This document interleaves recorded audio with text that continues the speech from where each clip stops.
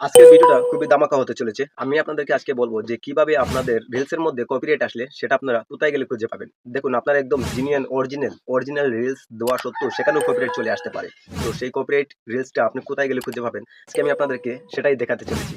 তো যাই হোক আমরা বেশি কথা না বাড়িয়ে চলুন আমরা দেখে নিই যে আমাদের রিলসের মধ্যে কপিরাইট আসলে সেটা আমরা কোথায় গেলে খুঁজে পাবো। চলুন লেটস গো। আমরা চলে যাব সোজা ফেসবুক অফিসিয়াল ওয়েবসাইটে। সেখান থেকে আমাদের যে বাম সাইডে ফটোর মধ্যে একটা চাপ দেবো।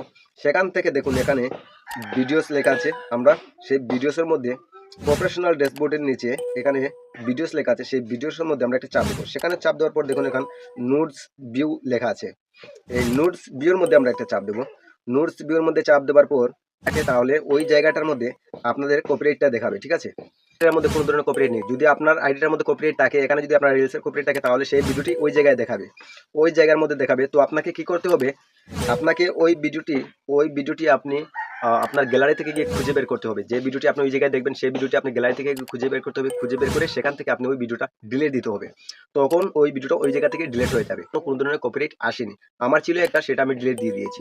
তো আপনারা এইভাবে যদি ডিলিট দিয়ে দিন তাহলে আপনার আইডিটা ফ্রেশ হয়ে যাবে। আশা করি রিলসে কপিরাইট আসলে আপনি বুঝতে পারবেন যে এখন কোথায় গেলে সেই কপিরাইটটা খুঁজে পাবেন। তো মনে রাখবেন প্রত্যেক ২ দিন ১ দিন পর, পর আপনি সেই জায়গায় গিয়ে খুঁজে দেখবেন যে আপনার কোনো ধরনের কপিরাইট এসেছে কিনা। তো আশা করি বুঝতে পেরেছেন যে আপনাদের কপিরাইট আসলে সেটা কি করে গিয়ে দেখবেন। তো ভিডিওটা যদি ভালো লেগে থাকে লাইক, কমেন্ট, শেয়ার করে অন্যকে দেখার সুযোগ করে দিবেন। আর ফলো দিয়ে পাশে থাকবেন যাতে আমার প্রত্যেকটা ভিডিও খুব দ্রুত আপনার কাছে চলে যায়। অসংখ্য ধন্যবাদ আপনাকে।